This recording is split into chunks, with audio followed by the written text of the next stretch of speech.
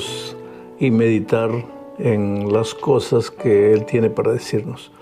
En esta oportunidad vamos a estudiar la lección número 12 para el 18 de diciembre del año 2021. El título de la lección, Deuteronomio en el Nuevo Testamento. Mira, la Biblia es una unidad. Lo que un escritor dijo, los otros de alguna manera lo repiten.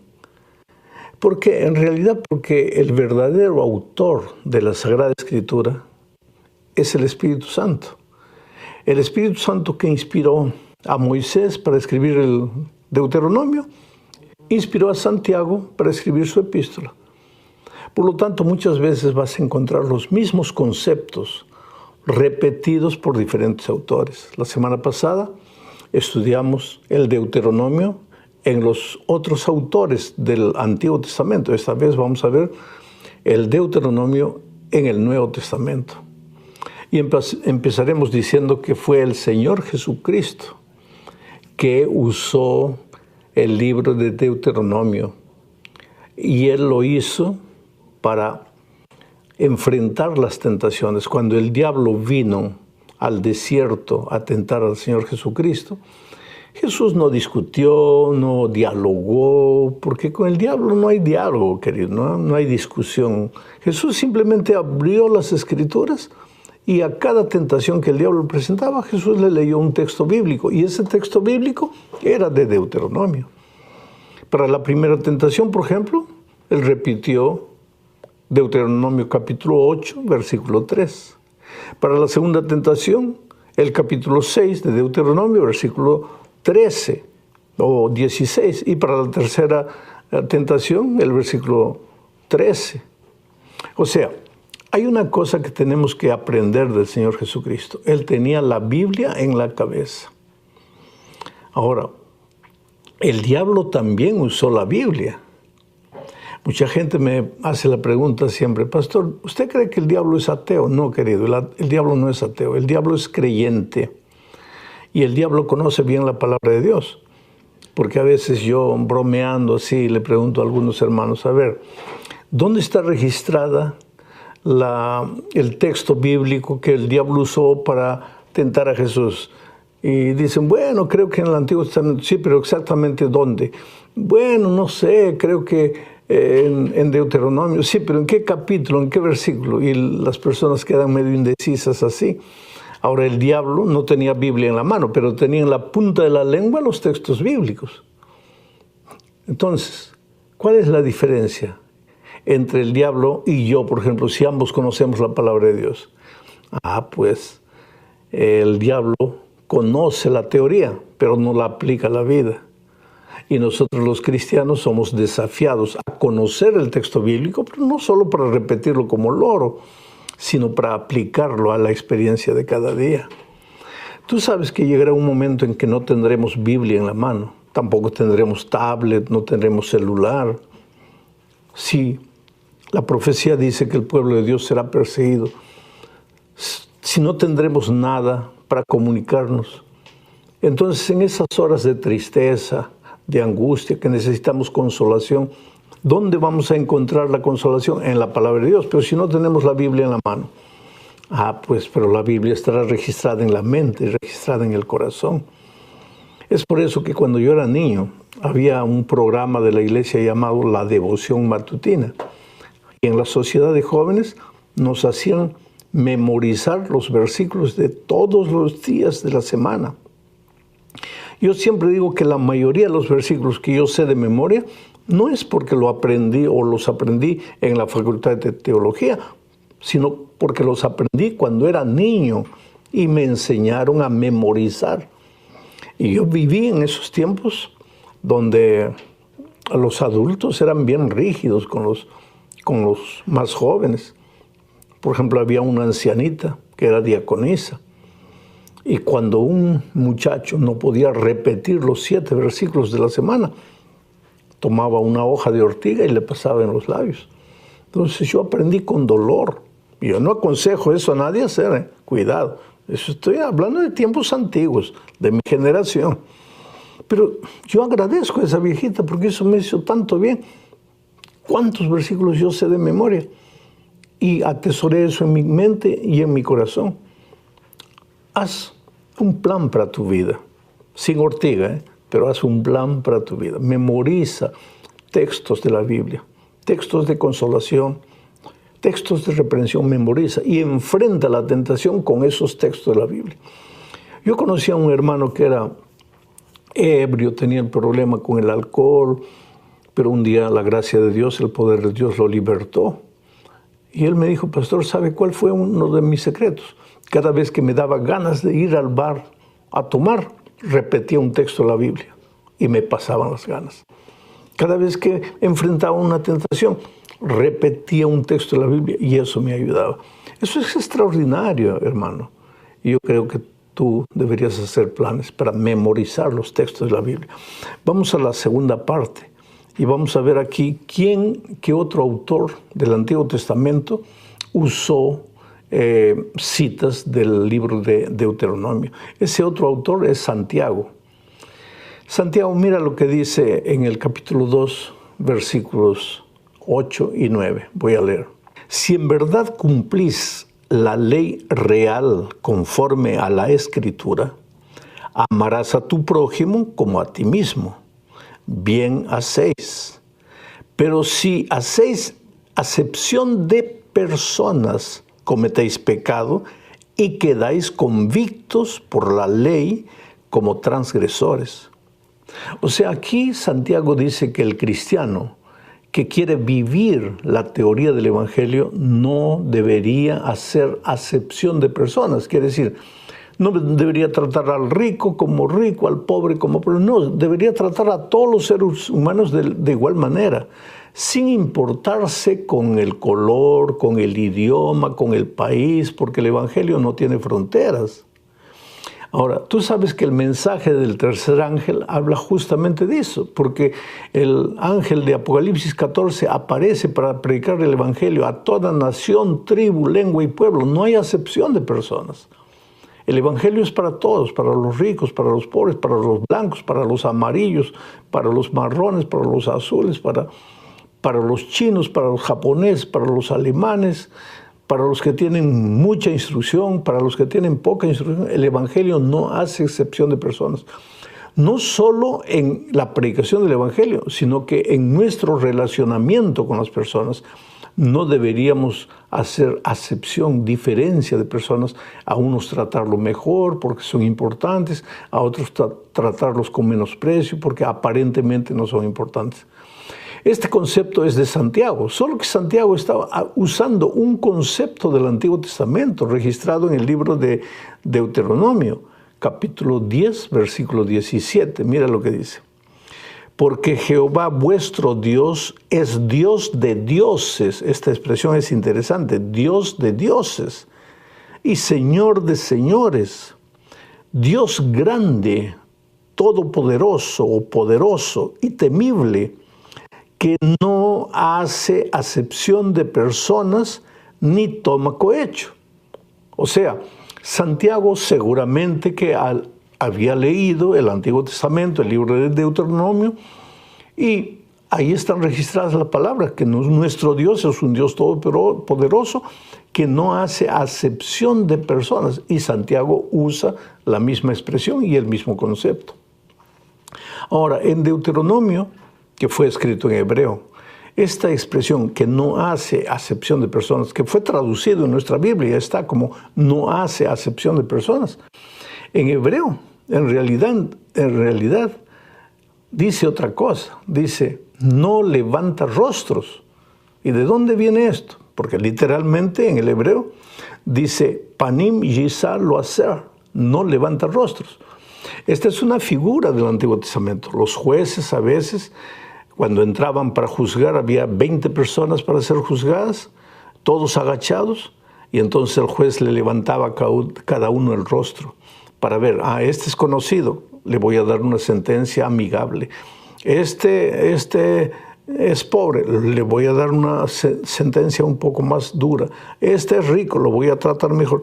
Los jueces tenían esa costumbre, levantar el rostro de las personas para decirle a quién le iba a juzgar de acuerdo a su posición, a su estatus, a su raza, a su tipo de relacionamiento, en fin. Pero entonces el texto originalmente en Deuteronomio dice, pero Dios no levanta rostros. O sea, no hace acepción de personas. Dios es justo con todos. Oh, querido, Dios te ama. A veces la vida te golpea y a veces las personas te golpean y te hacen sentir mal, te hacen sentir como un ciudadano de segunda clase, especialmente los inmigrantes que van a países extranjeros. No tienen documentos y entonces quien les da trabajo les paga poco. ¿Por qué? Porque no tienen papeles, no tienen documentos. Los cristianos no debemos hacer eso. Quiere decir, si Cristo está en nuestro corazón, debemos amar como Jesús amó, debemos tratar a las personas como Jesús las trataría, sin levantar el rostro de cada uno para ver a quién le hago un favor y a quién no, sino sin hacer esa acepción de personas. Ese concepto que Santiago presentó estaba en el libro de Deuteronomio. Vamos ahora al tercer punto de la lección. Vamos a referirnos a Pablo. Pablo usa una expresión, maldito el que muere en un madero. Esa expresión está registrada en el Antiguo Testamento. Voy a leer lo que dice Gálatas 3:13. Ahí usa Pablo esta expresión, la maldición del madero. Leo el texto literalmente. Dice así: Cristo nos redimió de la maldición de la ley, hecho por nosotros maldición. Porque está escrito, maldito todo el que es colgado en un madero. Interesante, esta expresión es sacada del Antiguo Testamento, del libro de Deuteronomio específicamente.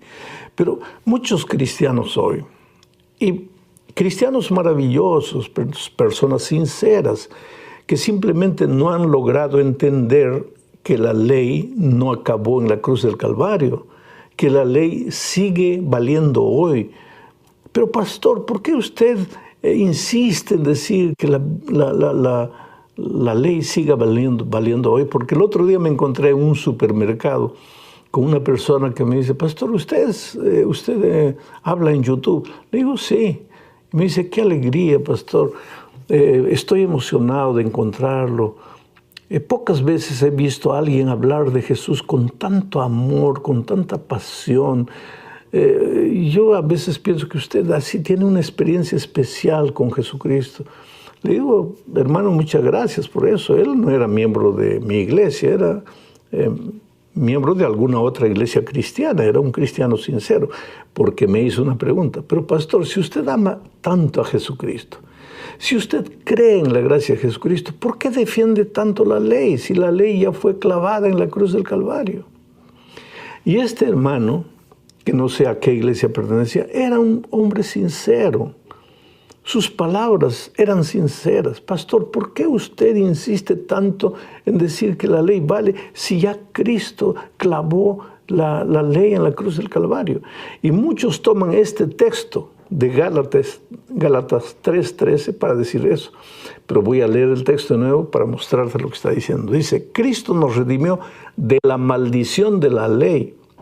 No dice Cristo nos redimió de la ley, porque con la ley no hay problema. La ley es el reflejo del carácter de Dios. Si tú aceptas a Dios como tu Señor, tienes que aceptar su carácter. Y su carácter está reflejado en la ley de Dios. Entonces no hay ningún problema con la ley. Cristo no vino a esta tierra para redimirnos de la ley. Cristo vino a esta tierra para redimirnos de la maldición de la ley. Y entre paréntesis, entre paréntesis, el texto dice, hecho por nosotros maldición. Es decir, la ley tiene una maldición, pero esa maldición de la ley es hecha por nosotros. Nosotros somos los culpables. ¿Por qué? Porque cuando pecamos, pues la paga del pecado es la muerte, la maldición, la condenación. Pero no es por causa de la ley, es porque causa nuestra desobediencia a la ley. Porque San Juan dice que el pecado es quebrantar la ley. Ahora, si no hubiera ley, vamos a quebrantar ¿qué hoy día? Nada. Entonces no hay pecado. Y si no hay pecado, la gracia de Cristo, ¿para qué nos sirve? Entonces la ley sigue valiendo. Pero el pueblo de Israel se agarraba de la ley como una fuente de la salvación. Y ahí está el problema. Porque la obediencia a la ley no te salva. Te salva la gracia de Cristo. Pero cuando la gracia de Cristo te salva, te lleva a la obediencia. Ahora, si tú dices que crees en la gracia, pero no crees en la obediencia, estás mal. Y si tú dices que tienes que obedecer para salvarte, también estás mal. La gracia te lleva a la obediencia. No existe gracia sin obediencia y no existe obediencia sin gracia. ¿Por qué? Porque la obediencia viene de Dios y la gracia viene de Dios. Tú no puedes colocar a las dos en contraposición. Bueno, aquí está Pablo usando en Gálatas un concepto del Deuteronomio. Vamos a la cuarta parte. Un profeta como yo. Ahora mencionamos a Lucas, porque Lucas, cuando escribió el libro de Hechos de los Apóstoles, estaba repitiendo un texto del Antiguo Testamento. ¿Qué texto? Deuteronomio capítulo 18, versículos 15, 17 y 18. Leo lo que dice el texto. Profeta de en medio de ti, de tus hermanos, como yo, te levantará Jehová tu Dios. A él oiréis. Y Jehová me dijo, han hablado bien en lo que han dicho. Profeta les levantaré de en medio de sus hermanos como tú, y pondré mis palabras en su boca, y él les hablará todo lo que yo le mandare. Este profeta era Moisés, literalmente, pero simbólicamente era el Señor Jesucristo que se levantaría para hablar las palabras de Dios. Ahora, me impresiona que Jesús, siendo el propio Dios hecho carne, él respetaba la palabra escrita del Torá, los libros del Antiguo Testamento. ¿Y por qué nosotros a veces, algunos consideramos que los libros del Antiguo Testamento ya pasaron, que ahora lo importante es el Nuevo Testamento? No. Bueno, se anunciaba un profeta, pero Lucas repite ese mismo concepto en Hechos capítulo 3, 22. Dos veces, voy a leer los dos versículos. Hechos 3, 22 dice lo siguiente. Porque Moisés dijo a los padres, el Señor vuestro Dios os levantará profeta de entre vuestros hermanos, como a mí. A él oiréis en todas las cosas que os hable. Moisés está siendo claro. Ustedes oyeron a vuestros padres en el Antiguo Testamento que Dios les dijo que les levantaría un profeta como yo. Entonces no era él el profeta que Dios levantaría más adelante. Era el propio Señor Jesucristo. Ahora mira, Hechos capítulo 7, versículo 37. ¿Qué dice? Este Moisés es el que dijo a los hijos de Israel, profeta os levantará el Señor vuestro Dios de entre vuestros hermanos como a mí, y a él oiréis. Un profeta. Quiere decir, Lucas usa conceptos del Antiguo Testamento. Recuérdate que el título de la lección de esta semana es el Deuteronomio en los libros del Nuevo Testamento. Nuevo Testamento y Antiguo Testamento se estudian juntos. El Nuevo Testamento generalmente explica las cosas un poco oscuras del Antiguo Testamento. No se pueden separar los dos. Hay que leer el Nuevo Testamento y el Antiguo Testamento juntos. Llegamos al fin del estudio de esta semana hablando de un texto de Hebreos. Para mí el autor de Hebreos es Pablo. Algunos no creen, pero yo creo que Pablo fue el autor de la epístola a los Hebreos, inclusive porque el Espíritu de Profecía lo dice. Ahora mira lo que dice Hebreos capítulo 10, versículos 28, 29 y 31. El que viola la ley de Moisés es todo el Torá, todo el Pentateuco. El que viola la ley de Moisés por el testimonio de 2 o de 3 testigos muere irremisiblemente. O sea, el que viola las recomendaciones del Pentateuco muere irremisiblemente. Entonces, sigue Pablo preguntando, ¿cuánto mayor castigo pensáis que merecerá el que pisoteare al Hijo de Dios y tuviere por inmunda la sangre del pacto en la cual fue santificado e hiciere afrenta al Espíritu de gracia, horrenda cosa es caer en manos del Dios vivo. Lo que Pablo está diciendo aquí es lo siguiente. Ustedes llevaban a serio lo que se recomendaba en la ley de Moisés, en el Antiguo Testamento, específicamente en el Pentateuco. Es más específicamente en el Deuteronomio. Bueno, cuídense, porque ustedes llevaban a serio eso, imagínense cuán horrenda cosa será matar al Señor Jesucristo, pisotear su sangre, menospreciar su sangre. Ahora, querido, esto es interesante porque el pueblo de Israel no logró entender que Jesucristo había venido a salvar al mundo y lo crucificaron. Ahora, también es horrible entender, cosa horrenda es caer en las manos del Dios vivo cuando nosotros estamos muy preocupados en hablar y predicar de la gracia, de la salvación. Tú no haces nada para salvarte, pero nos olvidamos de los principios del Antiguo Testamento que son el camino que Dios nos presenta para caminar en el camino de la gracia. Que Dios te bendiga ricamente.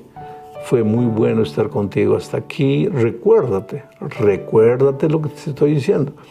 El día 31 de diciembre